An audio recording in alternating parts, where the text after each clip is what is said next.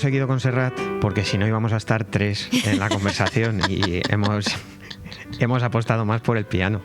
Me parece muy bien. Bueno, pues ya que te hemos conocido un poquito más personalmente, ya sabemos las playas que este verano tenemos que visitar si queremos también buena compañía, pasamos ya a entrar en materia. Y a mí me gustaría, Ana, comenzar con una pregunta que es, yo creo, de la mayor actualidad que te toca a ti en la vida. Como es... cómo va Proética and Compliance y que me vayas contando un poquito el rango de acción que tenéis como empresa. ¿Cómo va? Va creciendo poco a poco, pero fíjate, podría haber ido más rápido, pero ¿sabes qué ocurre?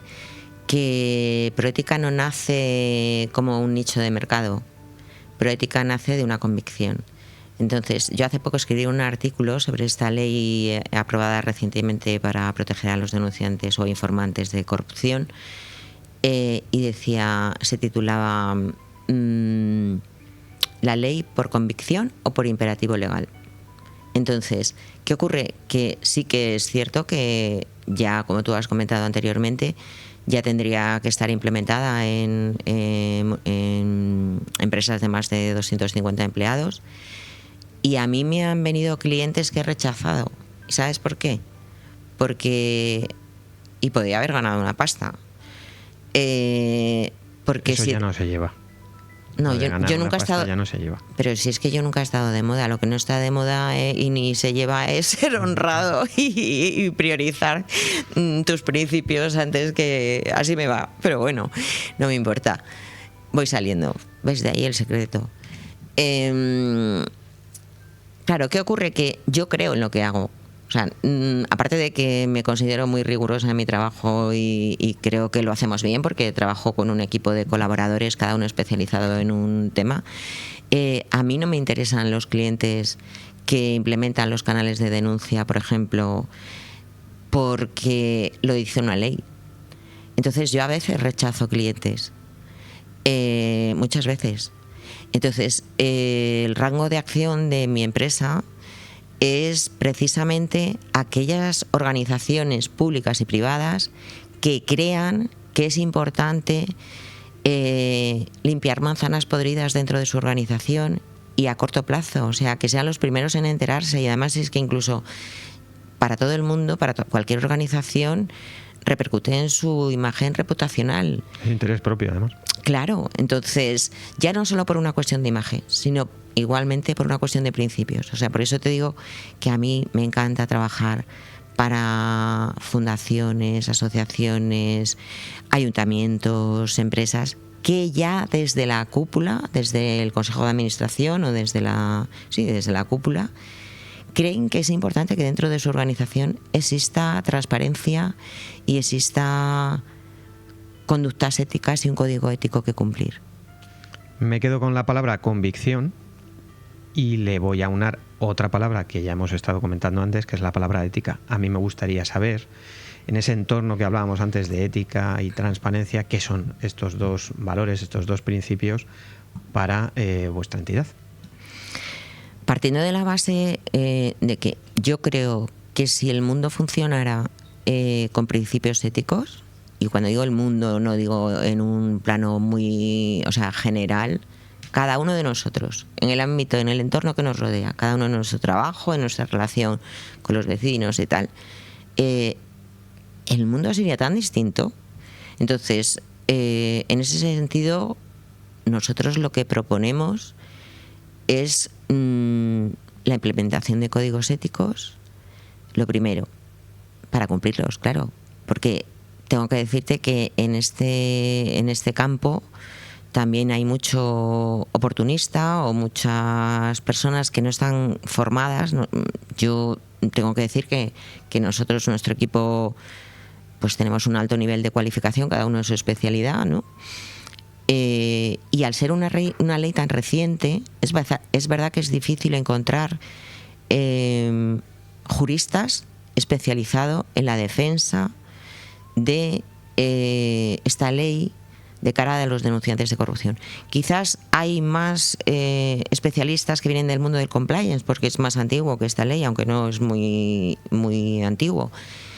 Pero yo creo que lo que nos diferencia es, primero, que venimos de haber promovido la directiva, de haber intervenido y continuamos interviniendo en enmiendas.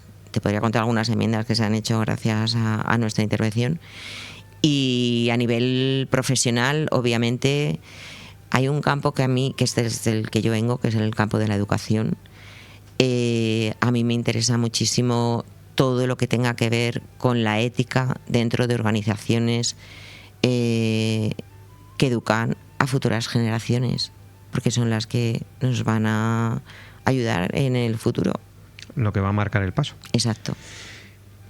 Bueno, ética, convicción, todo esto está muy bien.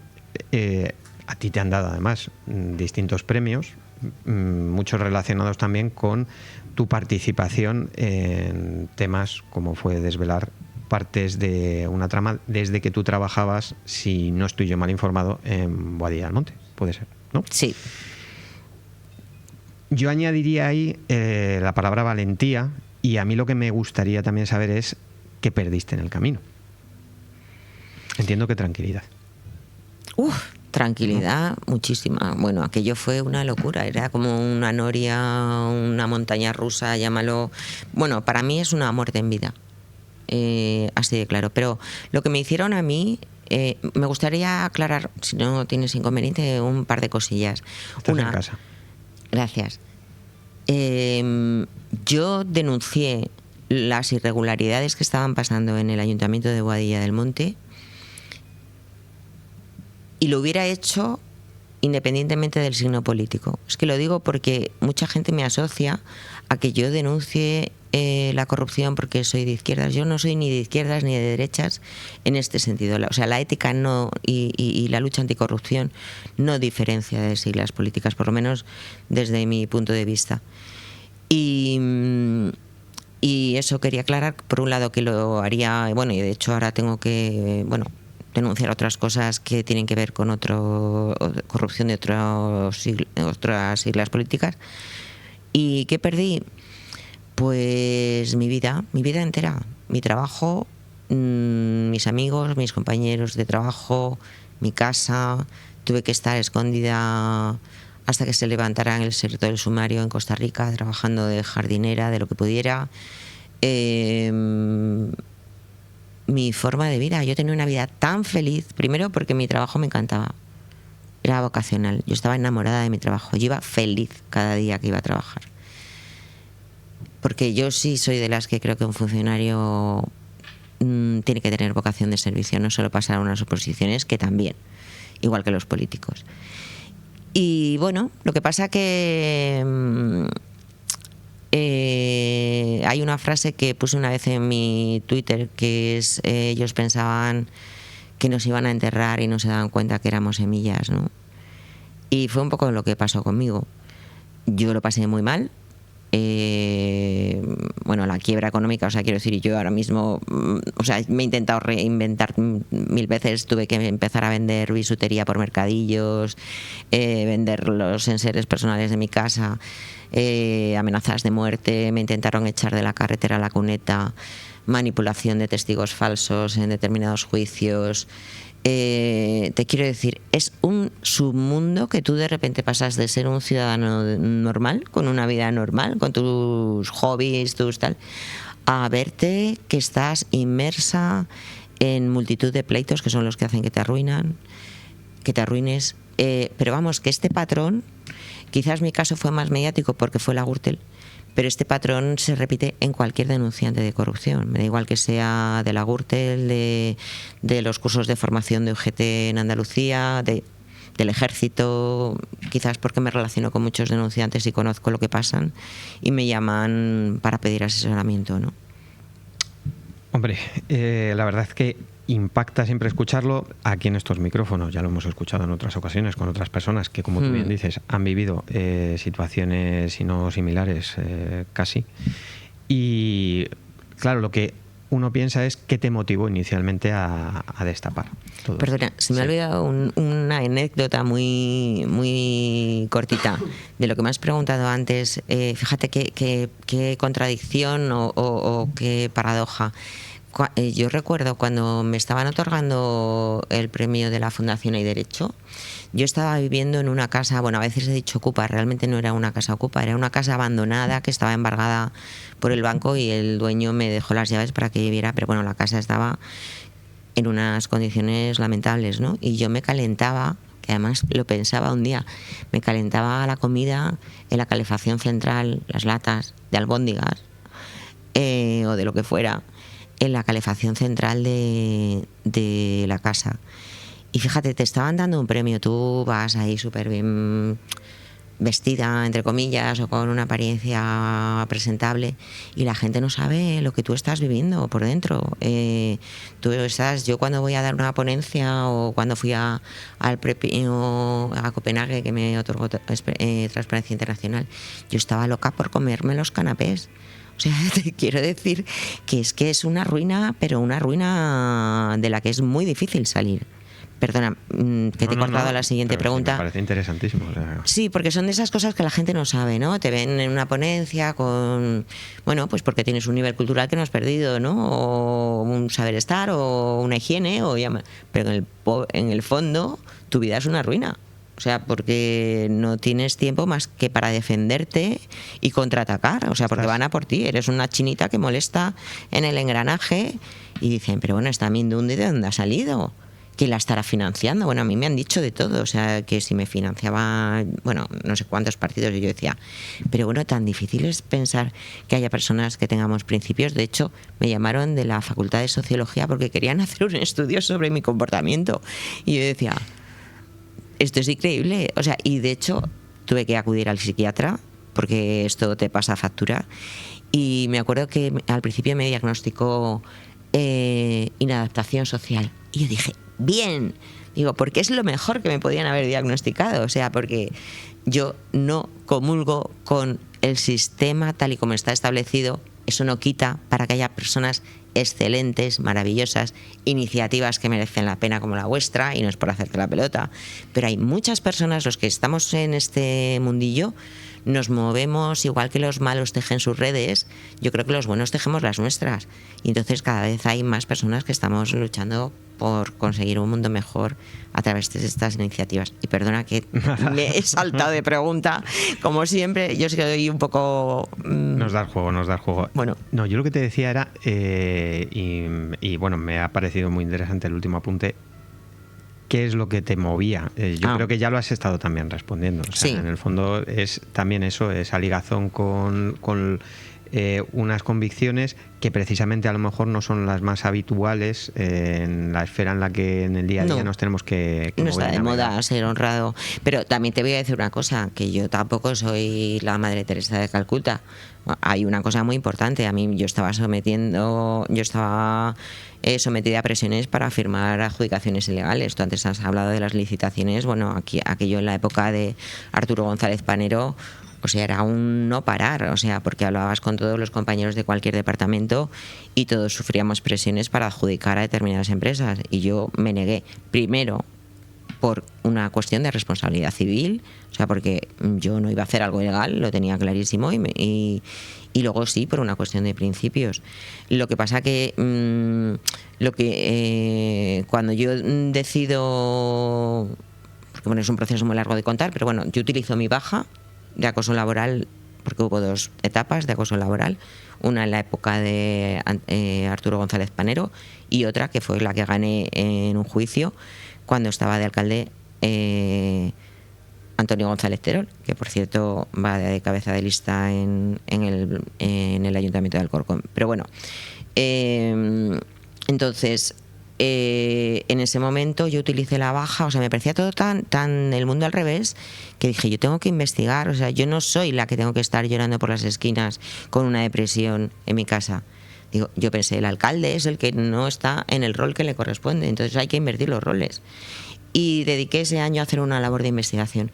Si bien es cierto que yo, a medida que iba avanzando, porque yo al principio pensaba que mi alcalde era un chorizo y punto, pero sí que fue cuando fui descubriendo, y gracias también a periodistas de investigación con los que contacté, y a través de cruzar empresas, pliegos de condiciones y tal, hice un dossier de más de 300 páginas, que aquello era una trama a nivel nacional. Porque ahora todo el mundo sabe quién es Bárcenas, pero yo que no estaba ni metida en política, ni quién sabía quién era Bárcenas. Hombre, M. Rajoy lo intuimos, ¿no? Pero me saltaban nombres, vicepresidente de Repsol, Francisco Correa, que yo no sabía ni quién era. Pero claro, empiezas a hilar entre municipios y yo al principio, cuando ya di el paso, que además di el paso de denunciar a través de un intermediario que también me vendió. Yo dije, yo veía en las noticias, bueno, estuve colaborando con la UDEF a escondidas, llevándoles planos, cuando hacían los registros se llevaban la mitad de la documentación, pero porque para que haya corrupción tiene que haber empresarios corruptos, políticos corruptos y funcionarios corruptos. Hay funcionarios excelentes, hay políticos excelentes y empresarios excelentes. Pero sí que es verdad que ellos se llevaban la documentación a la mitad. Entonces yo pasaba, es un poco de película, pero es que es la verdad. Yo no quería, sabía que había un policía en Boadilla que tenía mucho poder, que luego resultó ser el comisario Villarejo. Era entonces, en aquella época, ¿quién sabía quién? Yo no sabía. Lo único que le dije al inspector Morocho, que llevaba la instrucción del caso, le dije, yo solo te pido que quiero mantener mi anonimato. Entonces yo aparcaba unas calles más atrás, ellos venían a buscarme, yo no pasaba un control con nombre y apellidos, nunca firmé nada, pero les llevaba la documentación. Y todavía tengo que aguantar ahora una segunda campaña, que de eso ya te hablaré luego si me preguntas. Ahora la campaña que estoy sufriendo ya no es ni de políticos ni de medios de comunicación. Ahora es diciendo que yo no soy denunciante de corrupción. Y es lo próximo que tengo que demandar. Perdona que me extienda. No, todo fabuloso, de verdad. Además es que parece que me tienes controlado el guión, porque lo siguiente que te quería yo preguntar era cuán importante es el periodismo de investigación en todo lo que tiene que ver con corrupción, en destapar tramas. ¿Cómo es eso? Fundamental. Es fundamental. Lo que pasa que, fíjate, yo, por ejemplo, periodistas de investigación con los que he estado en contacto, Alicia Gutiérrez, Ignacio Escolar, Javier Chicote, Agustín Cubillo, Patricia López, o sea, para mí durante este tiempo, pero ya no para mí, sino durante estos años, y ahora te voy a contar una nueva iniciativa de Proética que voy a poner en marcha, aparte del tema de la implementación de los canales de denuncia, porque quiero dar un servicio a los denunciantes. ¿Qué les ocurre? Aquí está pasando una cosa con los medios. Por un lado, igual que las tramas tienen sus vinculaciones entre unos políticos y otros, y además coincide, si te vas a mirar la Púnica con la Lezo, con la Gürtel, con la que sea, ves que hay corruptos que coinciden, ¿no? Y los periodistas de investigación les está pasando una cosa. Por un lado, no tienen recursos, cada vez tienen menos recursos para investigar, y además tienen marcadas unas pautas dependiendo del medio en el que trabajen como para investigar una cosa u otra. Yo el otro día, para mí, durante muchos años, cada vez que he recibido consultas sobre cómo denunciar la corrupción antes de la implementación de esta ley, yo le decía, pásalo a un periodista de investigación que no revele tu anonimato. O sea, yo sí o sí, para mí lo prioritario por encima de todo es preservar el anonimato. Eso, o sea, vamos, a mí me habría... Déjame que te haga un inciso. Sí. Para quien nos escuche. Sí. Todos sabemos el código ético que tiene que tener cualquier profesional. Uh-huh. ¿Cuántos códigos éticos se vulneran y quebrantan durante una actividad que tenga que ver con corrupción, verdad? Uh-huh. ¿Cómo se puede confiar en un periodista a los efectos de no perder ese anonimato y que no se quebrante también en base a una trama de corrupción? ¿Quién es el denunciante? Pues te lo voy a explicar. Corres un peligro, obviamente. A ver, ellos tienen un código deontológico en el que no pueden desvelar su fuente. Pero ahí era donde yo empezaba. ¿Pero cuántos se quebrantan? Claro. No, esto es como los protocolos de acoso y las leyes. O sea, todos lo sabemos, los pasos que hay que seguir y luego, se cumplen como se cumplen. Siendo prácticos, A ver, normalmente es verdad que los periodistas no suelen desvelar sus fuentes, pero te voy a explicar cómo lo manejo yo. Esto es como un truquillo, ¿no? Yo cuando a mí me pide consejo un denunciante de corrupción y, por ejemplo, vamos a suponer que está denunciando corrupción de la izquierda, digo, vete a un medio de la derecha que le va a interesar muchísimo. Si es al revés, vete a un medio de la izquierda que te lo va a publicar y te va a dar juego. Y así sucede. Y hasta ahora, hombre, también es cierto que, a ver, a mí periodistas, creo que solamente me traicionó un periodista dando un titular que yo no había dado para buscar el sensacionalismo, ¿no?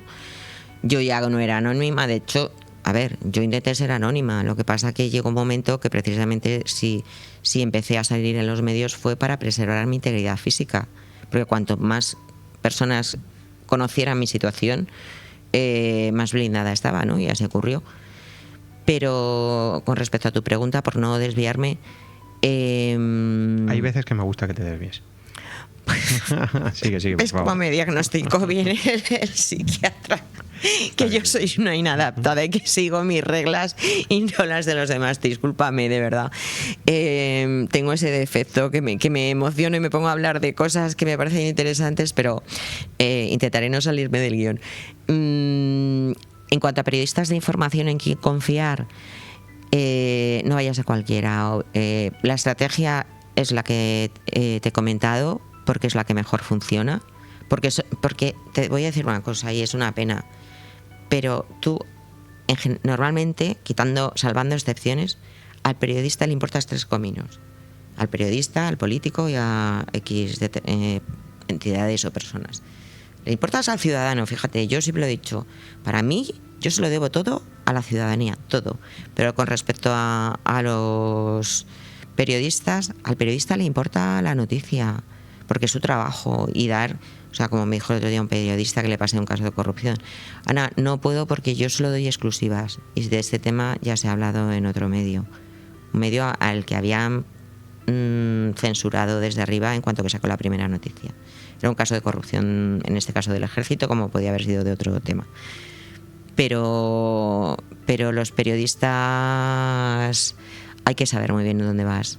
Yo he declinado ofertas de periodistas, por ejemplo Alejandro de Entrambas-Aguas, porque dije, bueno, este niño se debe pensar que yo soy idiota, pero si me está poniendo Inda a parir por un lado en su medio de comunicación con invenciones y mentiras, que por cierto le gané el juicio, aunque ellos recurren, pero bueno, ya en primera instancia ya se ha ganado, ¿no? Y me parece un alma cándida que me dice que se llama Alejandro de Entrambas-Aguas y me dice, no, yo es que soy periodista de investigación, yo te quiero ayudar. Mira, de esas me han venido así. Y yo investigo, o sea, tienes que pasar, yo paso un escáner que vamos, que ni la Policía Nacional. Y digo, y ya, bueno, dije, paso, es que ni le contesto, y lo cortas. Entonces, por eso los periodistas de investigación de verdad que ejercen una labor buenísima, y de hecho la UDEF se lee todo lo que publican los periódicos respecto a los casos, tanto los que están en periodo de investigación, aunque nadie lo sepa, que es lo que me pasó a mí con el caso Gürtel. Cuando yo denuncié, yo no sabía que anteriormente José Luis Peñas había denunciado. Él denunció anteriormente a mí. Vale, si bien es cierto que a mí no me gusta esa equiparación, porque desde mi punto de vista, aunque él ha sido muy valiente también, pero bueno, no es lo mismo un corrupto arrepentido que colabora con la justicia, con todos mis respetos, que una persona que ni tiene nada que ver con la corrupción, ¿sabes? Que tiene una vida normal. O sea, yo no estaba metida en ese ajo. Pero bueno, ojo con los periodistas de investigación, pero son muy importantes y hacen una labor fundamental. ¿Alguna mención especial a alguno porque tú especialmente sientas que hay que felicitarle? Fíjate que si hay alguien a quien tengo que dar la enhorabuena, y él también ha sufrido la persecución, es a Javier Ruiz. Javier Ruiz, que es de la cadena SER, que al principio tenía un programa paralelo al de Ferreras, las mañanas que primero estaba Cintora, se cargaron a Cintora, después pasó Javier Ruiz y le cortaron las mañanas de 4, creo que era, ya no me acuerdo. Y resulta que lo sustituyeron por mujeres, hombres y viceversa, que no tengo nada en contra de este programa. Pero Javier Ruiz es una persona que, por un lado, siempre hemos estado muy ligados, primero al principio, y me ha pasado con varios periodistas. Al principio ellos me daban voz y me ayudaban en la investigación, y luego lo que es la vida, ellos han sido perseguidos por publicar su trabajo dignamente, objetivamente, hacer un periodismo de investigación, que es un poco lo que le pasó también a Patricia López. Pero vamos, yo a Javier Ruiz lo quiero como persona, como amigo, como periodista, y es un profesional como la copa de un pino. Pues desde aquí esa felicitación que le haremos llegar. Gracias. Yo, para ir terminando un poco con este capítulo, me quedo con una frase que llegó a expresar: he perdido todo menos mi dignidad. Y es verdad. Sigue pensando así, lógicamente. Nos lo ha venido un poco relatando. Bueno, a ver, yo sigo, ¿ves? Mira, yo soy como, tú has visto los muñequitos, las muñequitas estas de los videojuegos, una canija que le van dando un bombardeo, un no sé qué, y dices, pues, joder, y vas pasando de nivel, ¿no? O sea, aunque te atizan, pues un poco me pasa a mí. A ver, yo también tengo mis momentos bajos, ¿eh? Porque a mí me está costando la vida remontar profesionalmente. Pero, ¿qué he perdido? Bueno, he perdido todo menos mi dignidad y, por supuesto, a ver, sí, he perdido mucho y me está costando todavía a día de hoy porque sigo teniendo que denunciar acoso y tal.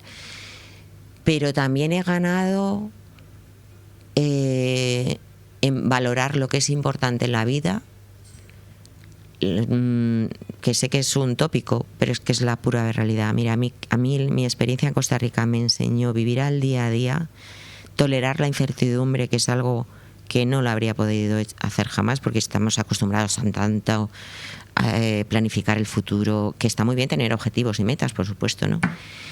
Pero yo intento vivir al día, hombre, intento cubrir mis necesidades básicas y a través de mi empresa, obviamente desde aquí hago ya un llamamiento a que la gente honrada que crea en este proyecto, no por obligación, sino porque crean que dentro de sus colegios, de sus fundaciones, de sus ayuntamientos, crean en un canal interno de denuncias que es obligatorio, como tú bien has dicho, para más de 50 empleados tienen como plazo el 1 de diciembre y para más de 250 empleados ha terminado el plazo esta semana pasada, ¿no? Yo desde aquí, por favor, que la gente que piense como yo, que utilice, que nos unamos, o sea, y que utilice los servicios y bueno, me callo porque no sé si me vas a preguntar algo más sobre de cara a un futuro. Yo ya voy improvisando. Ya no hay guión. Ya te he roto el guión. Pues mira, uno de los servicios que he estado pensando, aparte, porque como a mí me llaman tantos denunciantes de corrupción, que es una cosa que yo digo, ¿cómo me buscan? ¿Cómo me encuentran? O sea, cuando vendía pulseras a través de los pedidos. Cuando ahora compro ética, se meten en la página y yo pensando que viene un cliente nuevo, ¿no? Y de repente es un denunciante que me está pidiendo asesoramiento. Bueno, yo lo llevo haciendo eso altruistamente porque como he vivido y no hay un manual de a dónde acudes y ya me he hecho una experta. Es una cuestión de empatía. Totalmente. O sea, para mí la empatía, mira, empatía y ética son dos cosas que van muy, muy, muy en mi vida. Y entonces, pero sí que es verdad que yo tengo que vivir de algo. Entonces, bueno, esta gente, estas personas, con todo mi respeto, que lo están pasando tan mal, pues voy a abrir un nuevo servicio.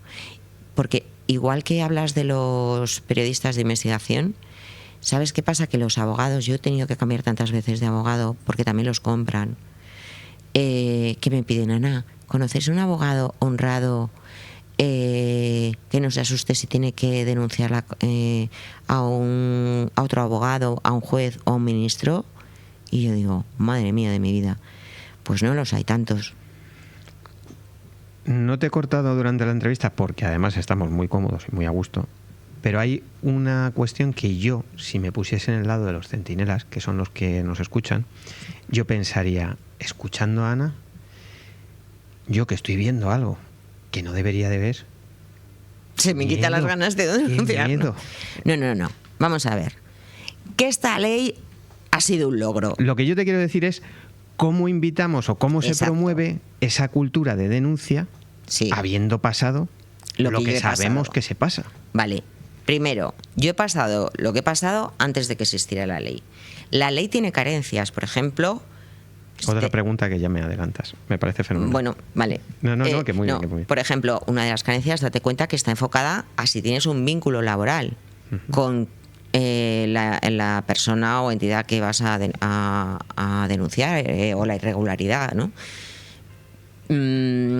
Bueno, la ley contempla la creación de una autoridad independiente que esperemos que se cree pronto, y además esto se extrapola a las agencias antifraude en diferentes comunidades autónomas, que hace poco he visto que se quiere encargar la de Baleares. O sea, bueno, es que yo no entiendo nada. Aprueban una ley y acto seguido se quieren cargar otra. Bueno, a lo que voy. Persona que quiere denunciar corrupción. Primero... Te está escuchando. Primero, que sepas que en tu organización, en tu entidad donde trabajes, sea una fundación, o sea, esto tiene derecho a denunciarlo, un empleado, un becario, un contratista, quien sea que tenga vinculación, una persona que ha pasado el proceso de formación y no le han cogido. Bueno, quieres denunciar que ha habido una irregularidad que puede ser penal o una infracción administrativa grave o muy grave, según dice la ley. Que sepas que esa organización tiene la obligación de tener un canal interno de denuncias. Ahora bien, la ley también dice que ahí es donde está el peligro, que se puede hacer de dos maneras. Uno, en ese canal interno obligatorio que tienen, o sea, tú lo tienes que tener de fácil acceso, ese canal tiene que, según la ley, preservar la confidencialidad. Algunos ofrecen el anonimato, yo soy más de anonimato que de confidencialidad, que no es lo mismo. Es un canal que tiene que ser seguro por ley, pero también es cierto que fíjate a ver quién es el responsable de ese canal, porque la ley obliga a que los sistemas de información o canales de denuncia tiene que haber asignada una persona u órgano colegiado que es quien tramita esa denuncia. Entonces, fíjate muy bien, no vaya a ser que tú vayas a utilizar el canal interno de tu empresa, que no quiero decir que ocurra en todas las empresas, pero resulta que si en el órgano colegiado está una de las personas que tú estás considerando que está cometiendo una infracción, pues no vayas por ahí. Por otro lado, si el canal interno está externalizado, ¿qué es lo que hacemos desde Proética? O sea, la ley obliga a que haya una persona designada dentro de la organización, pero perfectamente la recepción de la denuncia, y en la recepción, desde mi punto de vista, es donde está la clave de la cuestión. Si la recepción de la denuncia es externa, hombre, yo te puedo hablar de mi empresa y entiendo que hay otras empresas que también funcionan rigurosamente, pero esto es como no le vayas a hacer a contratar a una auditoría que te va a firmar las cuentas como tú quieres y le pagas un pastizal. Entonces, en este caso, nosotros desde Proética preservamos el anonimato, a no ser que el denunciante quiera optar por la confidencialidad, porque a veces dándonos sus nombres y apellidos podemos obtener más información. Ahora, ¿qué ocurre? Que este servicio solo lo podemos ofrecer a las empresas que nos han contratado. No sé si me explico, porque nosotros recepcionamos las denuncias de esos trabajadores que están vinculados a las empresas o municipios de más de 10.000 habitantes, que también están obligados a recepcionar. Y hay un plazo de 3 meses para la resolución. Es decir, que tiene que haber una coordinación entre el receptor de la denuncia y el responsable del órgano instructor.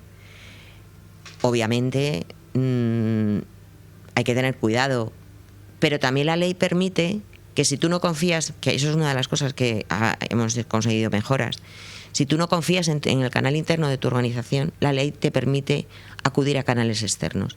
Casos como, por ejemplo, imagínate, pues eso, que desconfías de la persona o del canal en sí o tal, o que puede haber una destrucción de pruebas, o que ves claramente que va a haber represalias sí o sí a pesar de la ley.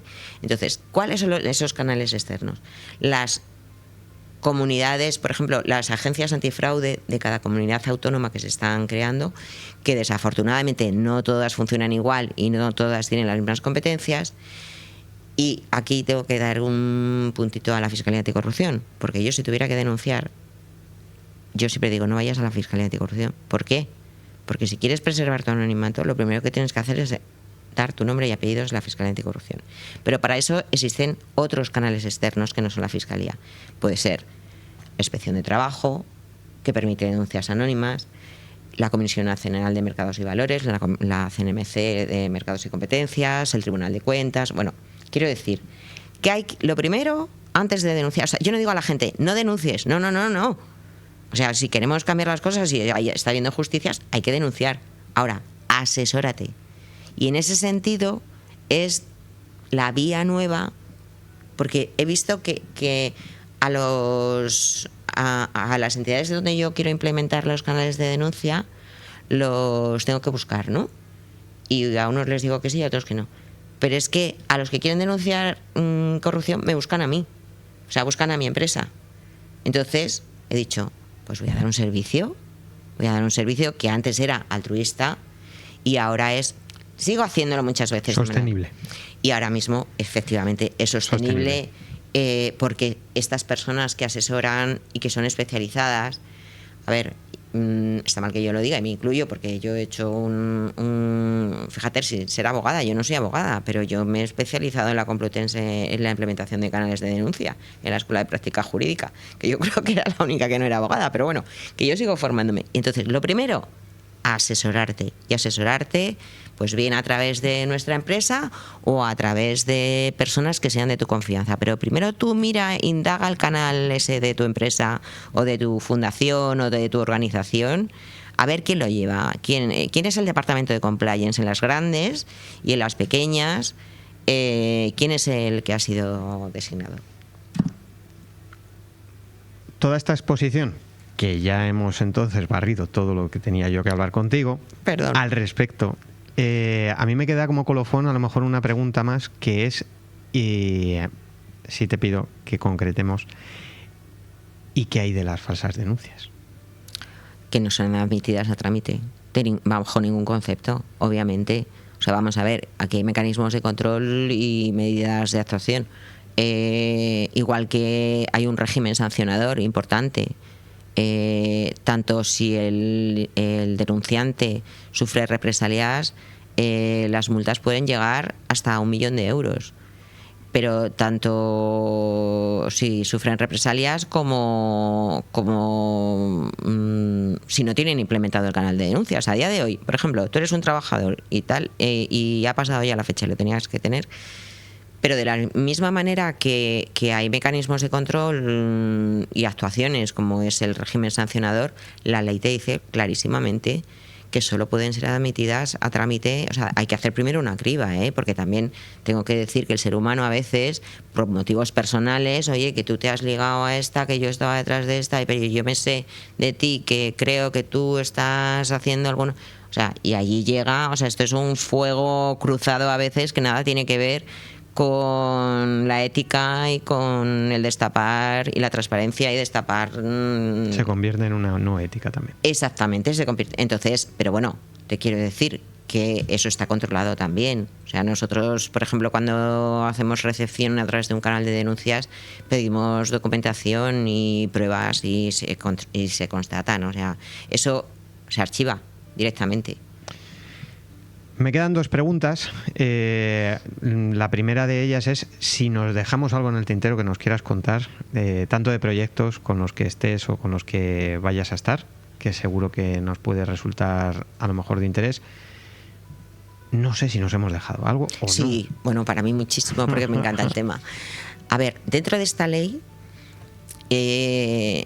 igual que es tan importante la implementación de los canales de denuncia, la creación de agencias antifraude que funcionen correctamente, por favor, que no les pidan nombre y apellidos, que es que, en fin, bueno, hay otra figura que aparece, que es la autoridad independiente. La creación de la autoridad independiente, formada por académicos, juristas, expertos en temas de infracciones administrativas, de carácter, bueno, pues hay abogados del Estado y tal. Una de las enmiendas que conseguimos, por ejemplo, es que yo le decía a una persona que estaba implementando la ley, le decía, oye, ¿no te parece muy curioso que todo este órgano colegiado, o sea, bueno, es un órgano consultivo, ¿no?, de la agencia independiente, no haya representación de los denunciantes?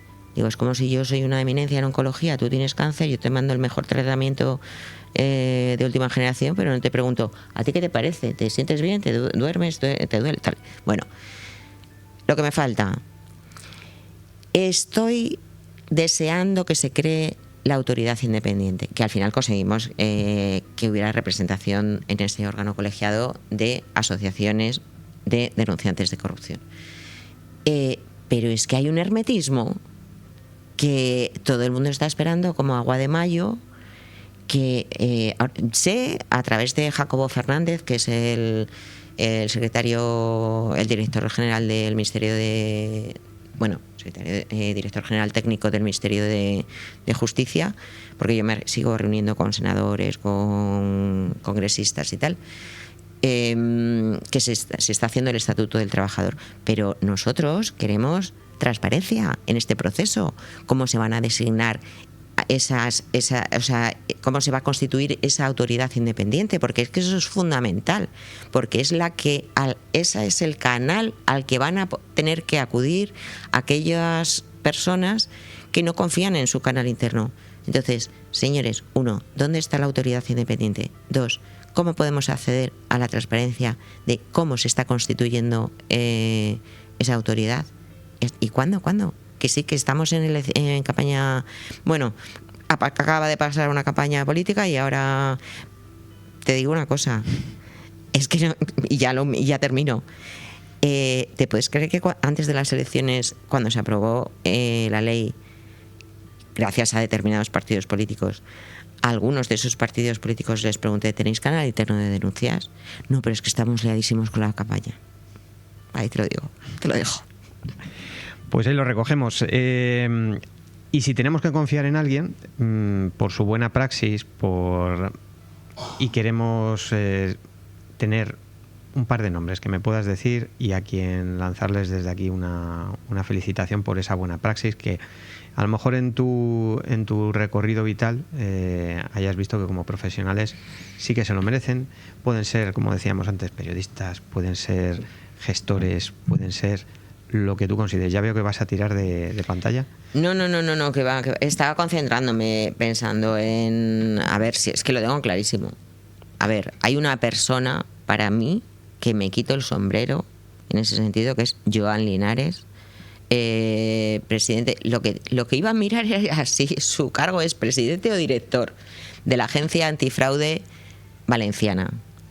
Esta persona, que muchos oyentes conocerán y otros no, han colaborado con nosotros. Ha colaborado Joan con vosotros. Ellos han colaborado con nosotros. Pues bueno, Joan, ¿qué te voy a decir de Joan? Si Joan es una persona profesional, trabajadora, que ha conocido desde los inicios lo que sufrían los denunciantes. Yo, siempre que viene alguien y me dice, tengo que denunciar, y me dice, vivo en la Comunidad Valenciana, digo, te ha tocado la lotería. Porque es la mejor agencia que funciona. Porque este hombre, es que yo, fíjate que he hablado con él, tenemos buena relación, aunque hablemos muy de vez en cuando, pero yo le dije, ¿por qué no te presentas te postulas para llevar la autoridad independiente, ¿no? Y me dijo, Ana, es que yo me tengo que jubilar algún día. Pero es que ha protegido a los denunciantes, de verdad, que no podría decir lo mismo, lo siento en el alma, hay otros denunciantes, lo siento, pero lo tengo que decir. parece que está habiendo un cambio, pero yo todavía no lo veo. La Oficina Antifraude de Cataluña, y mira que yo he hecho ponencias con ellos y que quiero confiar en ellos, pero es que cada vez que hablo con los denunciantes me dicen: Ana, a mí no me vuelvas a mandar allí, porque y no hay mejor indicativo que un denunciante que te diga estoy contento, a dónde me has derivado o no. Entonces, bueno, por no desviarme, Joan Linares, no te puedes jubilar, lo siento. Toma un complejo vitamínico, tómate un año sabático, pero bueno, si quieres jubílate, obviamente, que te voy a decir, sí, yo también me he tenido que tomar mis respiros, pero es que su trayectoria es impecable, o sea, y hay tantas personas que le deben tanto. Y otra persona también para mí muy referente, Itziar González Virós, que es la presidenta, ves, es que me olvido si son presidentes o directores del Observatorio Ciudadano contra la Corrupción en Barcelona, en Cataluña, perdón. Ya me haces dudar, pero bueno. Luego ya producción, no te preocupes que lo hilará. Bueno, Itziar es mi homóloga. Quiero decir, es una persona con una diferencia, que además ella estaba metida en política. Y ella denunció su propio partido. Conozco a dos casos, a Itziar y a Albert Comellas. Son personas, bueno, conozco más casos, ¿no? Pero sobre todo la trayectoria de Itziar la sigo muy de cerca, es incluso anterior a la mía, y la mía es de hace, o sea, llevo 14 años con esto. Itziar es una persona íntegra donde las haya, comprometida, y tampoco se rindió, o sea, ella le sirvió de palanca una vez que pasas el trauma y el trance y todo esto, y ha creado, y es la presidenta del Observatorio Ciudadano contra la Corrupción. Entonces, para mí son dos personas que me merecen todo mi respeto, que a nivel personal y profesional, sobre todo profesional, es que les va la vida, o sea, es que son personas que su trabajo es su mundo y su grado de implicación es tan alto y ayudan a tantas personas que desde aquí les quiero felicitar, cómo no. Se lo haremos llegar. No sé si me querías hablar de algún periodista en particular, antes ya me habías comentado. Javier Ruiz. Tomamos nota, lo incluimos en este Javier Ruiz por encima de todo, y de segundo Javier Ruiz, y de tercero Javier Ruiz. Muy bien. Pues ha sido un placer, Ana. Igualmente. Me ha encantado. Yo no sé si tú te lo esperabas así o no, pero bueno, ya me has dicho que el set te lo imaginabas más pequeño, que se ve más pequeño de como luego es. A ver, tenéis aquí primero la buenísima iniciativa. Tenéis los medios, que supongo que esto no ha sido fácil montarlo. Buscáis a personas de interés que puedan aportar sobre el tema de la contratación pública, que por cierto se me olvida decir que el último año, cuando has hablado de los índices, el último año es cuando más se roba, ¿eh? O sea, por eso hay más contrataciones, también te lo digo. Pero bueno, que he estado como en casa, que sigáis para adelante, que si os puedo ayudar en cualquier cosa, y si el tiempo me lo permite, porque estoy metida en 1000 fregados. ¿Pero tú no tienes 25 horas? No. Pues yo creo que no te has metido en el club.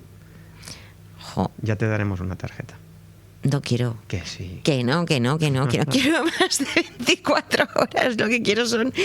Pero luego soy yo la que me meto, que mucha gente me lo dice, ¿pero por qué has dicho que sí? Digo, bueno, pues porque tengo que ir, porque me merece la pena, porque la ocasión lo requiere. O sea que muchísimas gracias por invitarme.